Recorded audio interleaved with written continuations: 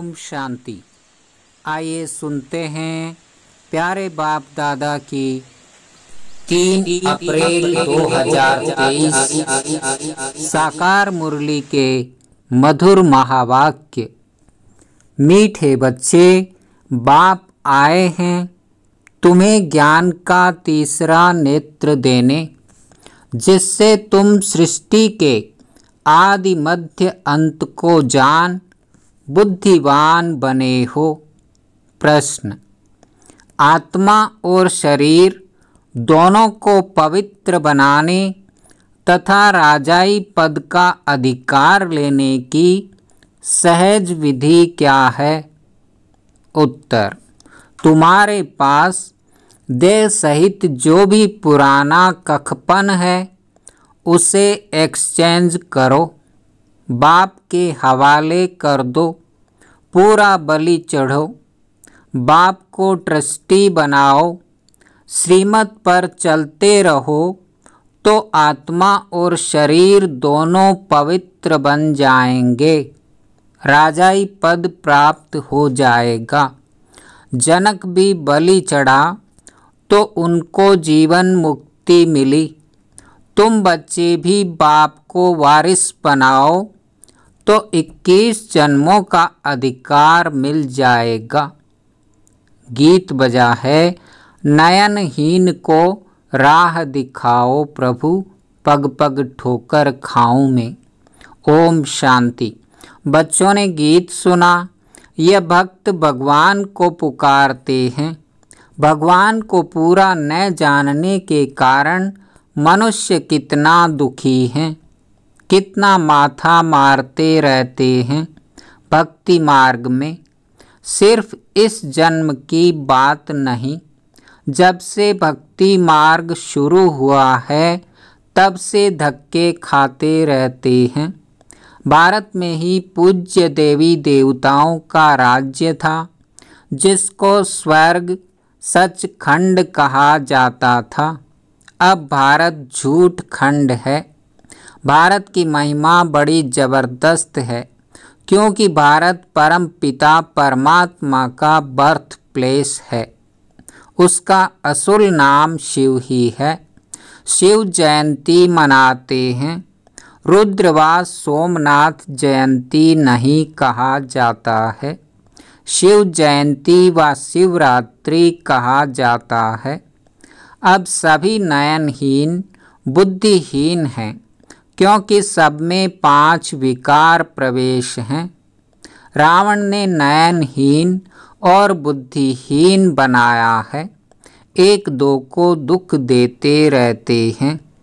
भारत जब स्वर्ग था तो दुख का नाम नहीं था। स्वर्ग की स्थापना करने वाला है हेवनली गॉड फादर। अभी सब भक्तों का भगवान तो जरूर एक होना चाहिए ना। सभी नयनहीन हैं, अर्थात ज्ञान के चक्षु व डिवाइन इंसाइट नहीं है। भगवान उवाच, मैं तुमको राजयोग सिखाता हूँ। श्रीमद् भगवत गीता है मुख्य। श्री अर्थात श्रेष्ठ मत से अब तुमको बुद्धिवान बनाया जाता है। दिव्य चक्षु अर्थात ज्ञान का तीसरा नेत्र देते हैं। वास्तव में ज्ञान का तीसरा नेत्र तुम ब्राह्मणों को मिलता है, जिससे तुम बाप को और बाप की रचना के आदि मध्य अंत को जान जाते हो।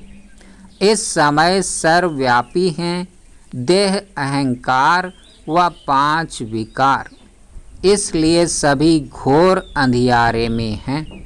तुम बच्चों के पास रोशनी है। तुम्हारी आत्मा सारे वर्ल्ड की हिस्ट्री ज्योग्राफी को जान गई है। आगे तुम सब अज्ञान में थे, ज्ञान अंजन सतगुरु दिया, अज्ञान अंधेर विनाश। जो पूज्य थे वही फिर पुजारी बन पड़े हैं। पूज्य हैं रोशनी में, पुजारी हैं अंधेरे में। परमात्मा को आपे ही पूज्य, आपे ही पुजारी नहीं कह सकते। वह तो है ही परम पूज्य, सबको पूज्य बनाने वाला। उनको कहा जाता है परम पूज्य परम पिता परमात्मा। कृष्ण को थोड़े ही ऐसे कहेंगे, उनको सब गॉड फादर नहीं कहेंगे। निराकार गॉड को ही सब गॉड फादर कहते हैं। है वह भी आत्मा, परंतु परम है, इसलिए उनको परम पिता परमात्मा कहा जाता है। आत्मा और परमात्मा का रूप एक ही है। जरूर हम आत्मा हैं, वह परम आत्मा सदैव परम धाम में रहने वाला है। अंग्रेजी में उनको सुप्रीम सोल कहा जाता है। बाप कहते हैं तुम गाते भी हो आत्मा परमात्मा अलग रहे बहुकाल। ऐसे नहीं परमात्मा परमात्मा से अलग रहे बहुकाल, नहीं। पहले नंबर का अज्ञान है आत्मा सो परमात्मा, परमात्मा सो आत्मा कहना। आत्मा तो जन्म मरण में आती है, परमात्मा थोड़े ही पुनर्जन्म में आते हैं। बाप बैठ समझाते हैं तुम भारतवासी स्वर्गवासी पूज्य थे, ये सारी ईश्वरीय फैमिली हो गई ना। अच्छा भला यह तो बताओ तुम माता पिता किसको कहते हो? ये कौन कहते हैं? आत्मा कहती है तुम माता पिता, तुम्हारी कृपा से स्वर्ग के सुख घनेरे हमको स्वर्ग में मिले हुए थे। तुम माता पिता आकर स्वर्ग की स्थापना करते हो तो हम आपके बच्चे बनते हैं। बाप कहते हैं मैं संगम पर ही आकर राजयोग सिखलाता हूँ नई दुनिया के लिए। बाप आकर समझाते हैं तुम मुझे भूल गए हो, मेरी तो शिव जयंती भी भारत में मनाते हो ना, गाया भी जाता है शिवरात्रि। कौन सी रात्रि? यह ब्रह्मा की बेहद की रात है। संगम पर आकर रात से दिन अर्थात नरक से स्वर्ग बनाते हैं। शिवरात्रि के अर्थ का भी कोई को पता नहीं है। भगवान है निराकार, मनुष्यों के तो जन्म बाय जन्म शरीर के नाम बदलते हैं। परमात्मा कहते हैं मेरा शारीरिक नाम ही नहीं है, मेरा नाम शिव ही है। मैं सिर्फ बूढ़े वानप्रस्थ तन का आधार लेता हूँ। यह पूज्य था, अब पुजारी बना है।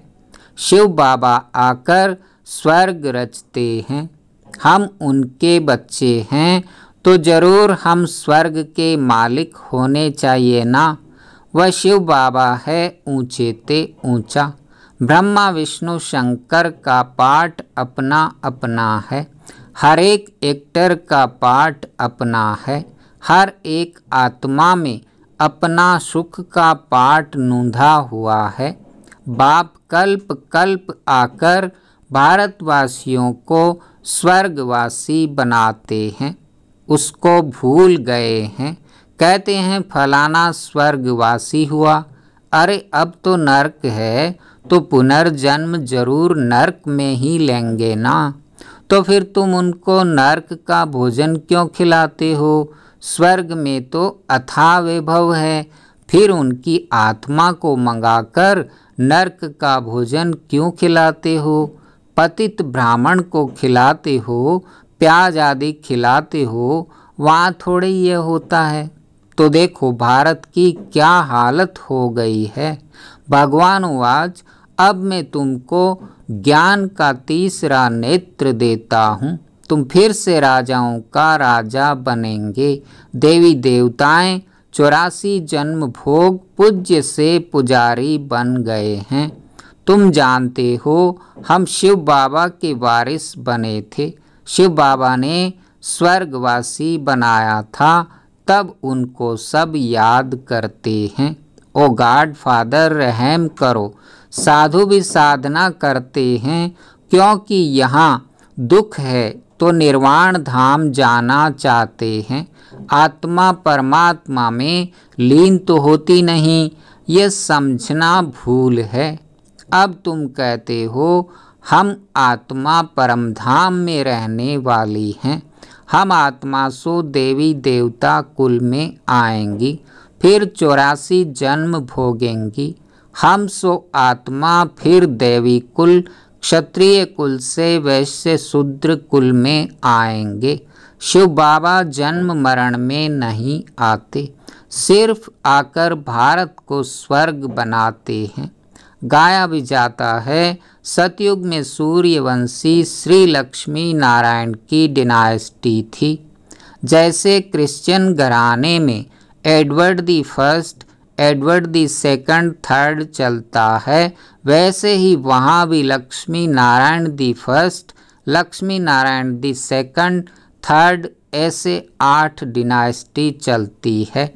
अभी तुम ब्राह्मणों का तीसरा नेत्र खुला है, बाप बेट आत्माओं से बात करते हैं।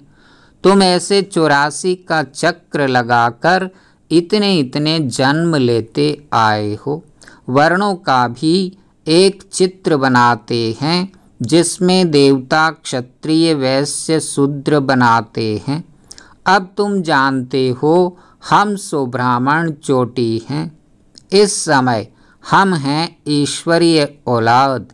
प्रैक्टिकल में इस समय राजयोग और ज्ञान से हमको सुख घनेरे मिलते हैं। कोई तो सूर्यवंशी राजा रानी का वर्षा लेते हैं, कोई चंद्रवंशी का। सारी किंगडम स्थापन हो रही है, हर एक अपने पुरुषार्थ से वह पद पाएंगे। कोई अगर पूछे कि अभी पढ़ते पढ़ते हमारा शरीर छूट जाए तो क्या पद मिलेगा, तो बाबा बतला सकते हैं, योग से ही आयु बढ़ती है, विकर्म विनाश होते हैं, और कोई उपाय पतित से पावन बनने का है नहीं। पतित पावन कहने से ही भगवान याद आता है। भगवान है कौन, यह नहीं जानते। बाप कहते हैं मैं आता ही भारत में हूँ, यह मेरा बर्थ प्लेस है। सोमनाथ का मंदिर कितना आलीशान था, यह बाप ही बच्चों को समझाते हैं, जिसके फिर बाद में शास्त्र बनते हैं। भक्ति मार्ग में ही यह यादगार बनना शुरू होते हैं। जब पुजारी बनते हैं तो पहले पहले सोमनाथ का मंदिर बनाते हैं। भारत तो सतयुग त्रेता में बहुत साहूकार था, मंदिरों में अथाह धन था। भारत हीरे तुल्य अब तो कंगाल कोड़ी तुल्य है। फिर बाप आकर भारत को हीरे तुल्य बनाते हैं। सारा झाड़ जड़ जड़ीभूत अवस्था को पाया हुआ है। बाप कहते हैं अपनी शक्ल तो देखो, लक्ष्मी नारायण को वरने लायक हो। नारद की कहानी है ना, पतित आत्मा पवित्र लक्ष्मी अथवा नारायण को कैसे वर सकेगी। विकार में गए तो फिर पासपोर्ट कैंसिल हो जाता है।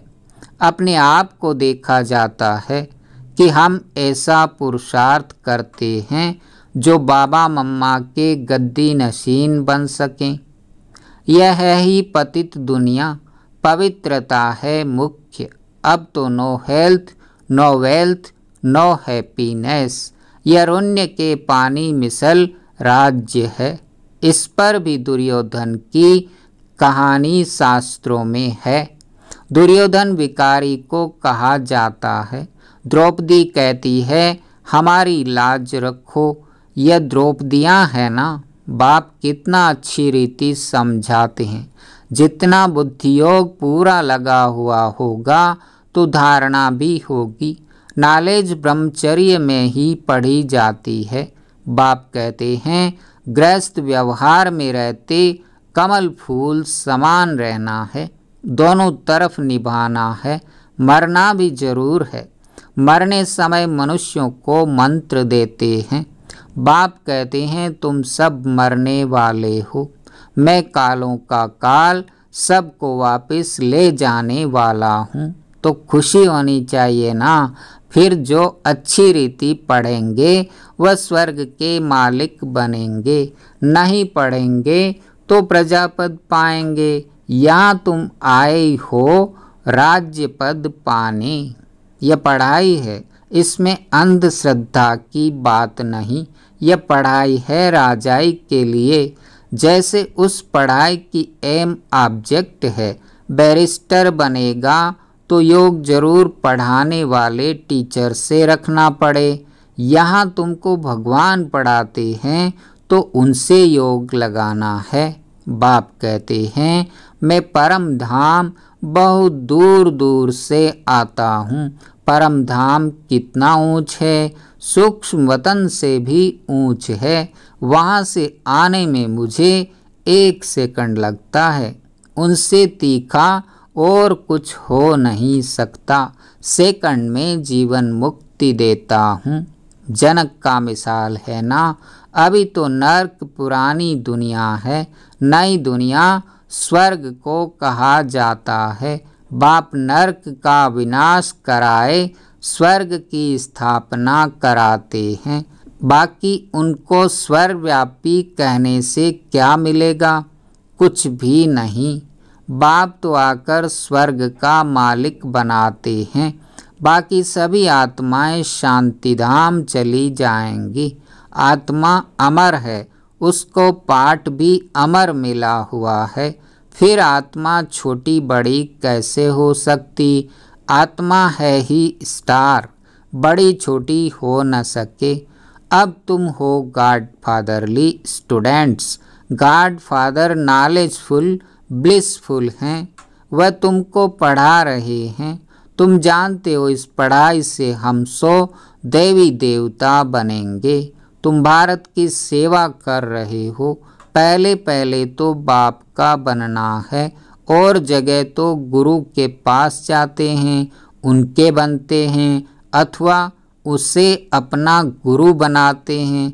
यहाँ तो है बाप, तो पहले बाप का बच्चा बनना पड़े। बाप बच्चों को अपनी जायदाद देते हैं।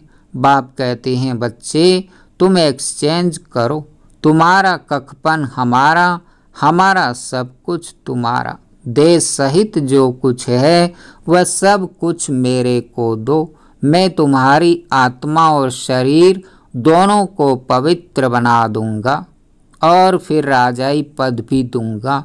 तुम्हारे पास जो कुछ है वह बलि चढ़ो, मुझे ट्रस्टी बनाओ, मेरी श्रीमत पर चलो। जनक राज्य भाग्य सहित बलि चढ़ा तो उनको जीवन मुक्ति मिली। बाबा ये सभी कुछ आपका है। बाप कहते हैं मुझे वारिस बनाओ। मैं 21 जन्म तुमको वारिस बनाता हूँ, सिर्फ मेरी मत पर चलो। बलधंधा करो, विलायत जाओ, कुछ भी करो, सिर्फ मेरी मत पर चलो। खबरदार रहना है, माया घड़ी घड़ी पछाड़ेगी। विकर्म कोई नहीं करना है, कदम कदम श्रीमत पर चलना है तो तुम श्रेष्ठ बनेंगे। बाप तो दाता है, सिर्फ तुमको ट्रस्टी बनाते हैं। कहते भी हो यह बच्चे धन आदि सब भगवान का दिया हुआ है।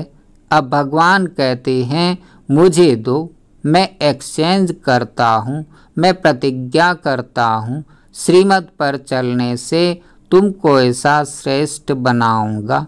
यह है राजयोग। यह लक्ष्मी नारायण भी इस राजयोग से ऐसे बने हैं।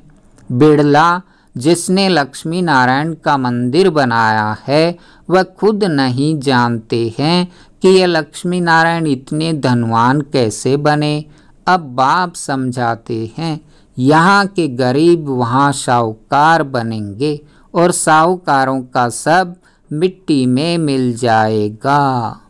अच्छा, मीठे मीठे सिक्के लदे बच्चों प्रति मात पिता बाप दादा का याद प्यार और गुड मॉर्निंग। रूहानी बाप की रूहानी बच्चों को नमस्ते।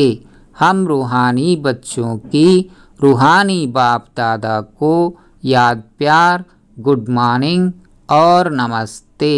धारणा के लिए मुख्य सार। पहला, माता पिता के गद्दी नशीन बनने के लिए पवित्रता की धारणा करनी है। दोनों तरफ निभाते हुए पढ़ाई पर पूरा ध्यान देना है। दूसरा, कोई भी विकर्म नहीं करना है। बहुत खबरदार हो, श्रीमत पर चलते रहना है। ट्रस्टी जरूर बनना है। वरदान, अपने मस्तक बीच सदा बाप की स्मृति इमर्ज रखने वाले मस्तक मणि भव। मस्तक मणि अर्थात जिसके मस्तक में सदा बाप की याद रहे, इसी को ही ऊंची स्टेज कहा जाता है। अपने को सदा ऐसी ऊंची स्टेज पर स्थित रहने वाली श्रेष्ठ आत्मा समझ आगे बढ़ते रहो। जो इस ऊंची स्टेज पर रहते हैं वह नीचे की अनेक प्रकार की बातों को सहज पार कर लेते हैं। समस्याएं नीचे रह जाती है और स्वयं ऊपर हो जाते। मस्तक मणि का स्थान ही ऊंचा मस्तक है, इसलिए नीचे नहीं आना, सदा ऊपर रहो। स्लोगन, बेफिक्र बादशाह की स्थिति का अनुभव करना है तो मेरे को तेरे में परिवर्तन कर दो। ओम शांति, ओम शांति। मुरली के बाद टोली खाना न भूलें।